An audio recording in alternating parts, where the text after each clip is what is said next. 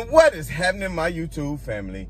Of course, it is your boy B New. I'm coming at you on this Tuesday morning.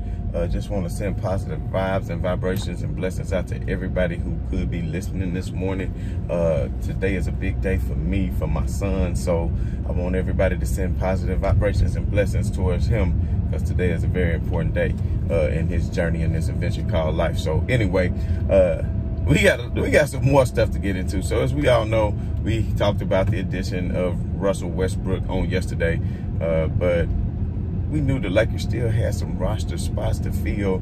And I know I had mentioned a couple of names, and one of the main names that I mentioned was one Wayne Ellington. And I know a lot of you may not be familiar with Wayne Ellington.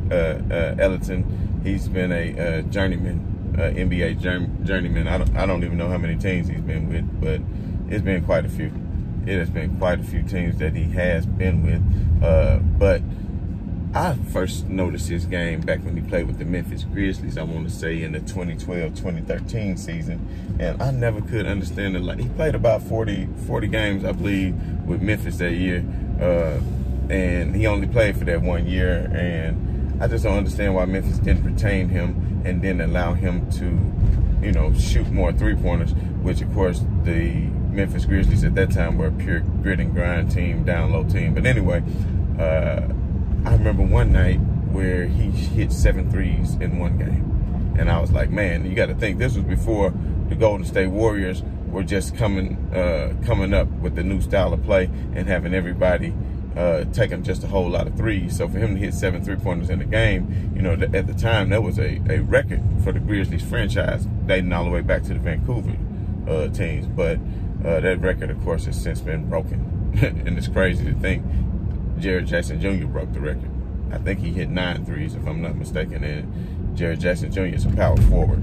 So that right there alone lets you know basically what the Wayne Ellington is capable of doing. Now, with that being said, of course, he's just going to be a rotation player, and I'm sure not a starter.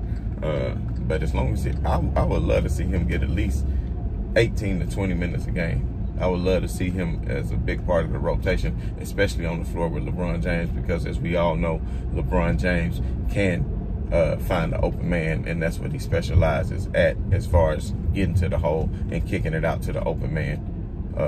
And even though people are saying Westbrook is not a perfect fit, let's not forget how many assists this man had. So let's not forget that part. Let's not forget that part, that Russell Westbrook can definitely lead the league in assists, and he can find an open shooter like a Wayne Ellington, which I think is going to be a key addition. Now, the Lakers, as we all know, now Wayne Ellington just really doesn't bring it on the defensive end of the floor. We know Caruso. We know that not Caruso, which we're gonna talk about Caruso in a minute. That's why he's on my mind. But Frank Vogel, you know, he's a defensive-oriented type coach, and he has had the Lakers, you know, since he's been taking over the reins, top 5 in defense every year. And as we all know, the Lakers were #1 in defense last year. And we'll talk more about that in a moment, because they did give up some of their key defensive players in exchange for Russell Westbrook, and as well as signing others and letting some walk, which we'll get to in a second, like I said. But the thing is, by signing Wayne Ellington, you are giving the Lakers the shooting that they need. And I know he's just one player, but LeBron, while you might not consider him a three-point shooter, he's more than capable of hitting clutch threes and hitting threes throughout the game. He was on pace towards a 40-point clip until he hit a slump. And then when he came back from injury, he was just not the same as far as his shooting prowess. Westbrook, of course, as we all know, is not a great three-point shooter, but he can hit timely threes when necessary, just as well as AD, who is not really a three-point shooter. And I would much rather him play down low where he belongs, and that's why I'm hoping he will play a lot more center. But speaking of centers, we see that the Lakers did fill another hole in the roster for the center position as far as Dwight Howard. Now, only time will tell if Dwight Howard will be starting or if it will be Marc Gasol, because Marc Gasol did announce that he will be back with the Lakers this season as far as being the center position piece. Now, personally myself, we all know that I am a fan of Marc Gasol.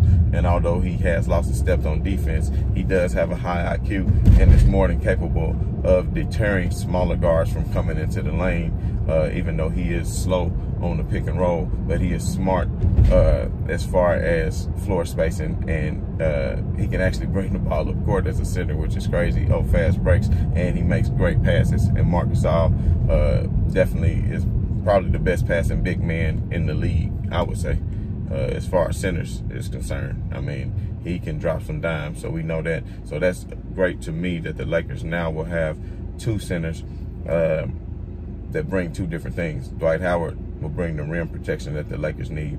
So depending on who they match up with during the playoffs and during the course of the regular season, they can rotate between Dwight Howard and Marc Gasol.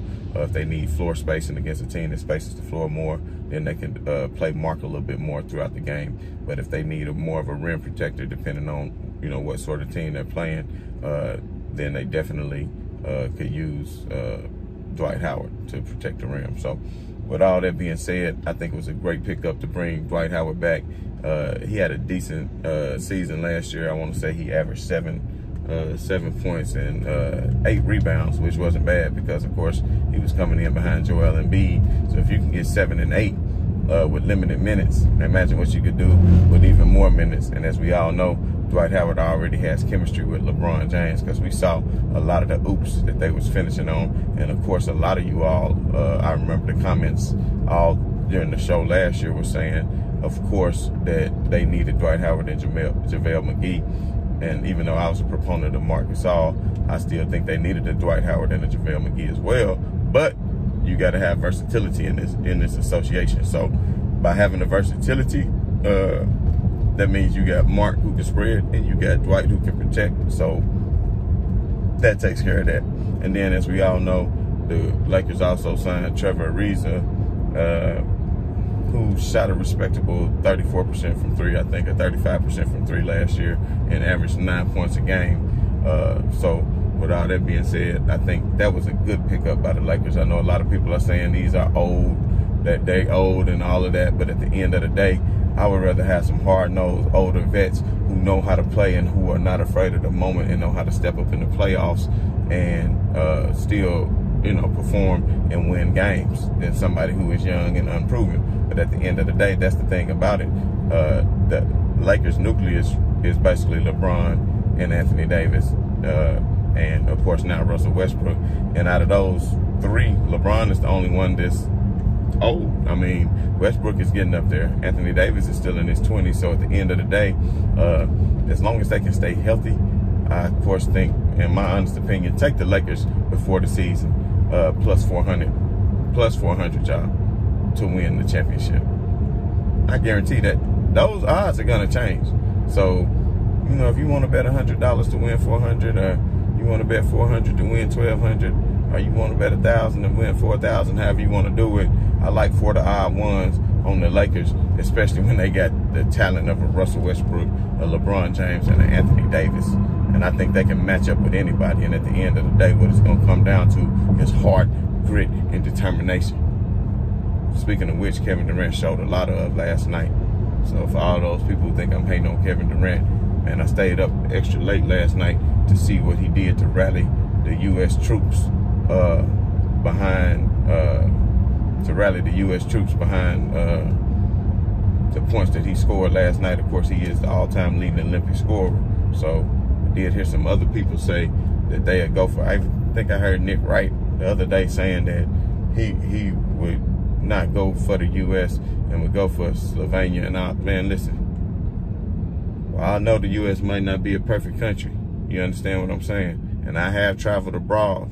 And I can, like I said, I'm not going into any political things. That's not me, but I can. But I'm not going to sit up here and cheer against the USA against anybody. Not in sports, especially not in basketball. Especially not in basketball. But anyway, that's a topic for a whole nother day. Now, what I will say is, I know I said Kevin Durant was going to cry yesterday, and I believe he has, and I believe he did cry. But at the end of the day, the boy is cold. He's definitely the top hooper in the NBA right now. Number 1, number 2, right up there with LeBron. Giannis and LeBron, they all up there in that top tier to me. you know. But at the end of the day, I just don't feel like the Nets will have what it takes to defeat the Lakers. And the Lakers, listen, they signed these guys yesterday. Do y'all realize they still have 7 more slots to fill? They have 7 more slots to fill. But I do think that Jeannie Buss and Rob Pelinka made a bad mistake on yesterday. I do want to talk about that. Because how in the hell, when you own the bird rights to Alex Caruso, you own the bird rights. So if anybody signs him, you can match or go above that offer sheet and retain him. Chicago Bulls gave him, what, $36 million for 4 years? So what if you had to dip into the luxury tax, Jeannie Buss? How many millions of dollars do you have? Now, back in March, you committed to saying that you would do whatever it takes to win. Now, to me, that's a slap in the face to Alex Caruso, who you brought up from the G League. Now, the thing is, Alex Caruso plays both ends of the basketball, and he's a great player to come off the bench. Now, do I like Wayne Ellington? Yes. But I'd rather have Wayne Ellington than Alex Caruso. I would rather have Alex Caruso because his defensive tenacity. And speaking of defensive tenacity, let's just talk about this for a moment while I'm here. The Lakers were what? #1 in defense last year. They did not win the championship, right? The year before that, I want to say they were number 4 or 5 in defense. And they won the championship. Now, a lot of people will say, you know, the Lakers lost Dennis Schroeder and Alex Caruso, who play hella defense. We all saw what Schroeder was capable of doing as far as playing defense, as far as pressuring the ball and getting in the passing lanes and being pretty active with his hands. The same with Alex Caruso, but they are now both afterthoughts and they are now gone. And a lot of people think that the Lakers will suffer from that. Me, personally, if you think about it like this, Dennis Schroeder wasn't on the roster the year that they won the championship, and they were still top 5 in defense. I know KCP plays good defense. I'm not sure what his win shares are. I know Rondo was on that squad. He played good defense as well.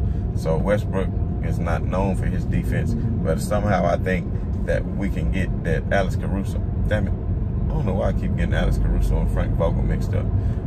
Frank Vogel can get Russell Westbrook to buy in to play more of a defensive role on the team, because we all know defense wins championships, and you really haven't had too many teams. I'm going to go back and do the research, and I'll give you that caveat tomorrow. You haven't had too many teams in the past 20 years that have won a championship that's been outside of the top 5 in defensive rating. Even if you go back and look at those Golden State Warrior teams, man, Klay Thompson know how to get after it. You know, Draymond Green know how to get after it, you know, on the defensive end. Do you understand? Klay Thompson can lock somebody down. The boy just don't shoot. See, everybody, all you fanboys and everybody else, you know, who want to come, you know, for the great champion sideways and do all these sorts of things, I just don't really understand it. I don't really understand what game you're watching. And I know everybody going to have different takes. Me, myself, I respect everybody's opinion, because everybody's opinion matters. And I think everybody is somebody special, man. Everybody is somebody special. So if right now anybody out there listening who think that you're not special, man, you're special. And you can achieve if you believe. And that's the main thing, you know what I mean? Just believe in yourself, and you can achieve your dreams. Whatever it is that you want to do, it's called grinding. You just got to get out and you got to get it, no matter how hard it is. I'm telling you, you can. But I also did want to mention the fact, and I don't know if I ever touched on it, because like I said, I've been in this short hiatus. I did want to mention the fact that the Lakers did take on hiring Lionel Hollins, because as you all know, the Lakers did lose Jason Kidd. Did I say Lionel Hollins? They lost Lionel Hollins and they lost Jason Kidd. And I'm thinking, which I don't know, this is just an educated guess for me, is that at some point Lionel Hollins and Frank Vogel bumped heads, and that's why there was a mutual departure. Because I'm pretty sure that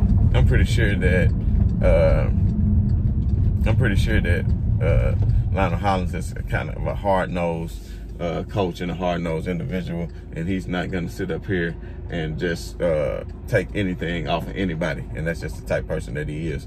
And I'm pretty sure that he did bump heads with some of the strategies of Frank Vogel. As we all know, that I was very displeased with Frank Vogel.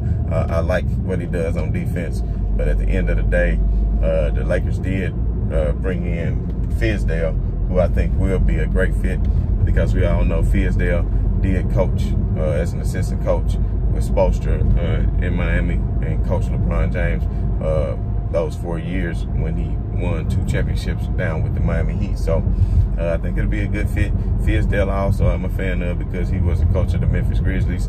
I don't think he got his just due, but you know, and plus in New York he had absolutely no talent. But I think that'll be a good move. But back to the Alex Caruso move, I just don't understand why you wouldn't go ahead and commit and sign the offer sheet of Caruso and dip into the luxury tax, because now, you know, by having the bird rights, you could have paid him that much money. So now you got to fill out roster spots with not that much money. And now you already, I mean, there's not many people left out there. I mean, maybe Patty Mills, maybe Carmelo Anthony. I mean, I'm not sure what the plan is, but in that guard position, in that backcourt position, you need to imagine Caruso coming in behind Westbrook.